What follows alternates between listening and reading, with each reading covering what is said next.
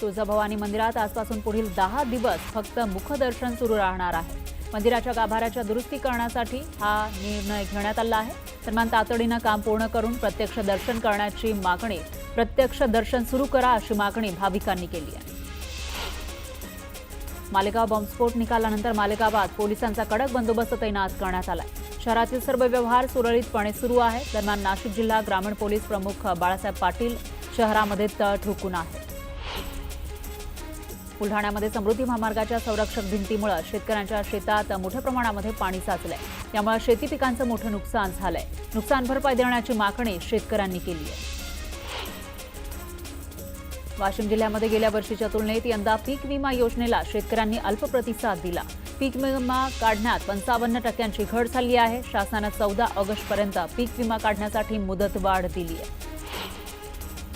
शेतात राहून कुक्कुटपालनाचा व्यवसाय आणि शेती सांभाळणाऱ्या वृद्ध दाम्पत्याच्या घरात पाणी शिरलं। साकोळी शहरातील जुन्या वस्तीतील तलाव फुटला, त्यामुळे मोठ्या प्रमाणामध्ये पाणी शेतात शिरलं। दरम्यान या वृद्ध दाम्पत्याला सुखरूप बाहेर काढण्यात आलं, तर पाण्याच्या प्रवाहात कोंबड्या मात्र वाहून गेल्या। चिपळूण MIDC इथल्या पंपाचं बिल थकीत असल्यानं महावितरणनं नगर परिषदेचे वीज कनेक्शन बंद केलंय। नगरपालिकेनं महावितरणनं थकवलेल्या करामुळे सबस्टेशनला टाळं लावलेलं होतं। यामुळे वीज पुरवठा खंडित झाल्यानं नागरिकांना मात्र नाहक त्रास सहन करावा लागतोय। 3 तास इथल्या लोकांना अंधारात राहावं लागलंय। धाराशिव जिल्ह्यातील दुष्काळग्रस्त भागामध्ये सरकारच्या वतीनं चारा लागवडीसाठी मोहीम राबवण्यात आली आहे। पुढील काळामध्ये चारा टंचाई भासू नये म्हणून पशुसंवर्धन विभाग आणि कृषी विभागानं हा उपक्रम राबवला।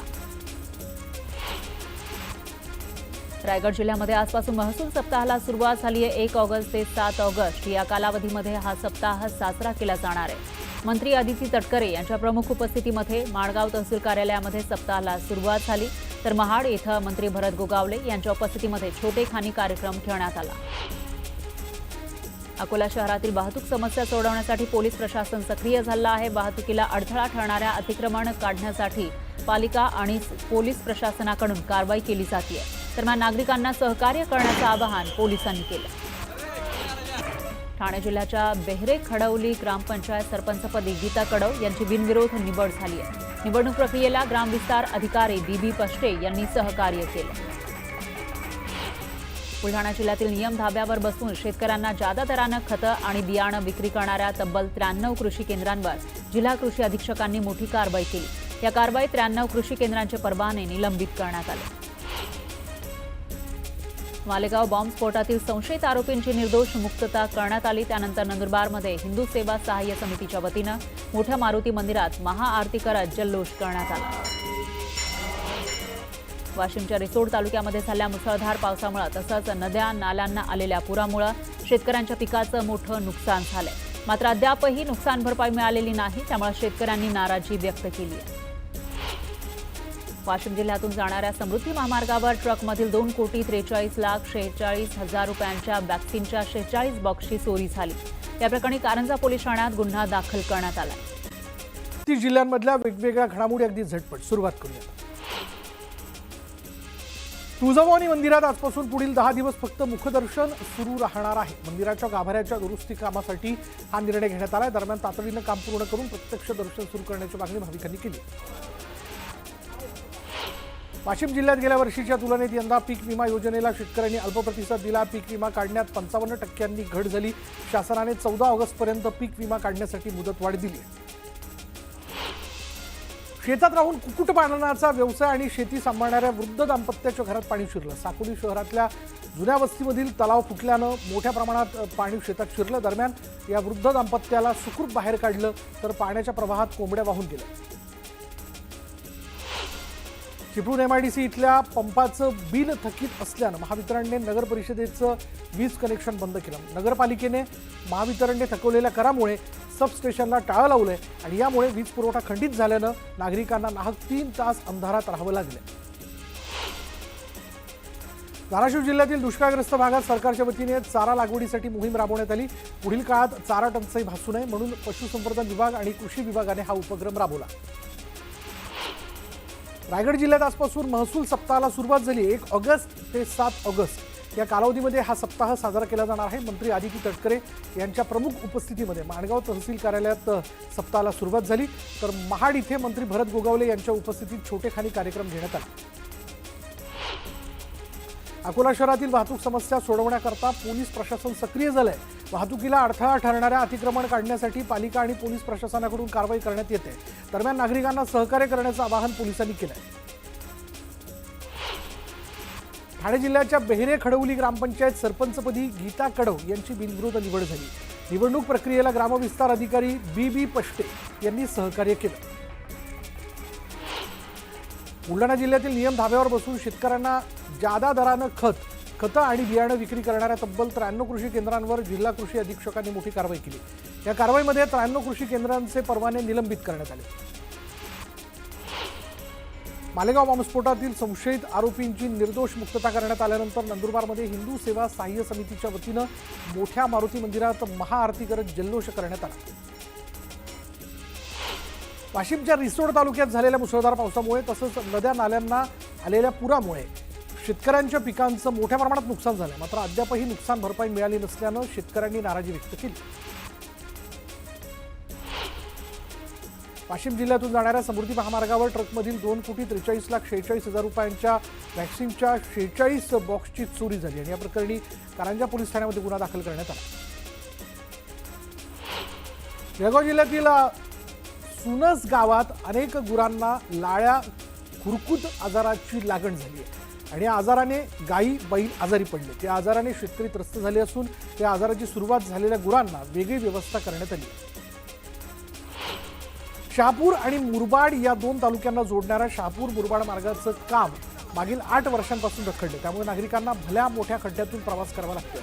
त्यावेळी रस्त्याचं काम पुन्हा सुरू व्हावं या मागणीकरता एका तरुणानं चक्क खड्ड्यात आंघोळ करत आंदोलन केलं। जवळपास 2 महिन्यानंतर मासेमारीचा नवीन हंगाम सुरू झाला। मासे खाण्याकरता उत्सुक असलेल्या खवय्यांना आणखीन काही दिवस वाट पाहावी लागणार आहे, कारण आज 1 ऑगस्टपासून तांत्रिकदृष्ट्या मासेमारीला सुरुवात होते, पण सध्या समुद्र खवळलेला असल्यानं मासेमारीसाठी बोटी समुद्रात पाठवता येणार नाहीये।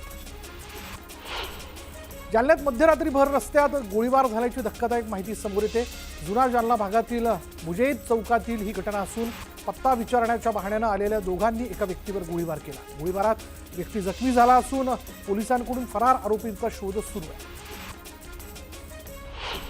गोंदियाच्या कवडी टोला ते मोहाडी या मार्गाची प्रचंड दुरवस्था झाली आहे, त्यामुळे विद्यार्थ्यांना खड्डेमय मार्गातून प्रवास करावा लागतोय। मागील काही महिन्यांपासून विद्यार्थ्यांना मोठा त्रासही सहन करावा लागतोय। चिखलमय रस्त्यातून प्रवास करावा लागत असल्यानं विद्यार्थी हैराण झाले। सांगली जिल्ह्यातील वाटेगाव इथे साहित्यरत्न लोकशाहीर अण्णाभाऊ साठेंची 105वी जयंती साजरी करण्यात आली आणि यावेळी रोहित पवारांनी संकल्प केल्याप्रमाणे त्यांनी अण्णाभाऊ साठेंच्या कुटुंबियांना नवीन वास्तू बांधून देत त्याचं लोकार्पण केलं। अकोल्यातील वाडेगाव इथे मोठ्या प्रमाणात धुमाकूळ घालणाऱ्या 2 माकडांपैकी वनविभागानं एका माकडाला जेरबंद केले। गावात धुमाकूळ घातल्यानं गावकरी हैराण झाले होते। अखेर त्यांना जेरबंद केल्यानं गावकऱ्यांनी सुटकेचा श्वास घेतला।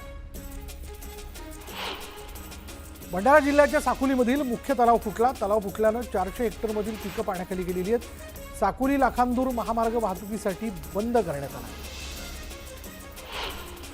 हिंगोलीच्या कयाधू नदीवरील बंधारा फुटून शेतात पाणी घुसल्यानं शेतकऱ्यांचं प्रचंड नुकसान झालेलं आहे। शेतकऱ्यांनी नुकसान भरपाईसह बंधारा दुरुस्तीची मागणी केली आहे।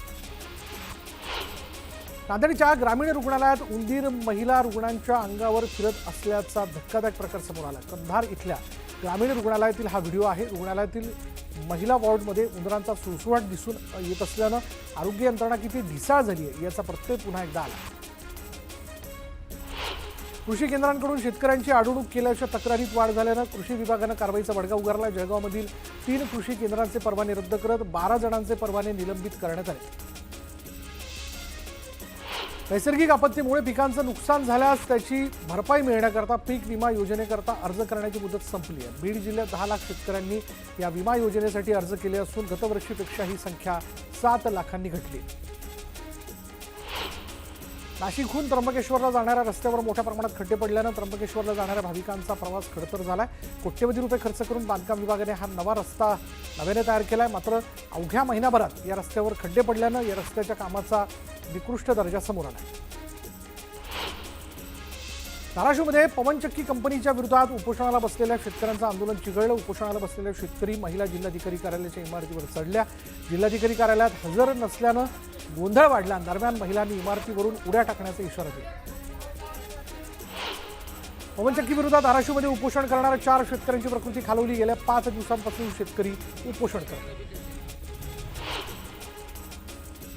वर्ध्याच्या हिंगणघाटात राष्ट्रीय महामार्गावर शरद पवारांच्या राष्ट्रवादीने चक्काजाम आंदोलन केलं. कलोडे चौकातील अतिक्रमणधारकांना पक्की घरपट्टी देण्याची मागणी जी ती करण्यात आली. चक्काजाम आंदोलनामुळे तासभर वाहतूक कोंडी निर्माण झाली होती. वर्धा नगर परिषद कार्यालयात हॉकर्स युनियनच्या अध्यक्षाने आत्मदहनाचा प्रयत्न केला. अतिक्रमण हटाव मोहिमेला त्यांनी विरोध केला. अतिक्रमण हटवल्यानं हॉकर्स बेरोजगार झाल्याचा आरोप त्यांनी केला. कोकण रेल्वे प्रवासी समन्वय आणि संघर्ष समिती सिंधुदुर्गच्या वतीनं सिंधुदुर्ग रेल्वे स्थानकाच्या आवारात जनआंदोलन छेडण्यात आलं. एक्सप्रेस गाड्यांना थांबे देण्यासह ऑनलाईन तिकीटं उपलब्ध व्हावी या मागणीकरता आंदोलन करण्यात आलं. दापोलीत प्रीपेड वीज मीटर विरोधात ग्रामस्थांनी संताप व्यक्त केला. वीज वितरण कंपनीवर सर्वपक्षीय कार्यकर्त्यांनी धडक मोर्चा काढला. रायगडच्या बाजारपेठेत रक्षाबंधनासाठी आकर्षक राख्या दाखल झाल्यात. यंदा राख्यांच्या दरात घसरण झाल्यानं नागरिकांनी राख्या खरेदी करता मोठी गर्दी केली. भंडाऱ्यामध्ये महसूल मंत्री चंद्रशेखर बावनकुळे यांनी अण्णाभाऊ साठेंच्या पूर्णाकृती पुतळ्याला अभिवादन केलं. 105व्या जयंतीच्या निमित्तानं कार्यक्रमाला मोठ्या संख्येनं नागरिकांनी ही उपस्थिती लावली होती. दौंडच्या यवतमध्ये 2 गटात मोठा तणाव निर्माण झाला. सोशल मीडियावर आक्षेपार्ह पोस्ट केल्यानं 2 गटात राडा झाला. दरम्यान यवतमध्ये पोलिसांचा मोठा बंदोबस्त तैनात करण्यात आला. दौंडच्या यवतमधील तणावानंतर सर्वपक्षीय नेत्यांकडून आणि पोलिसांकडून शांततेचं आवाहन करण्यात आलं. अफवांवर विश्वास न ठेवण्याचं आवाहन पोलिसांनी नागरिकांना केलं. बाहेरील व्यक्तीनं चुकीचं स्टेटस ठेवल्यामुळे यवतमध्ये तणाव निर्माण झाला. मात्र परिस्थिती नियंत्रणात असल्याचं मुख्यमंत्री देवेंद्र फडणवीसांनी स्पष्ट केलं. बेकायदेशीर काम करणाऱ्यांवर कारवाई होणार असल्याचंही मुख्यमंत्र्यांनी स्पष्ट केलं.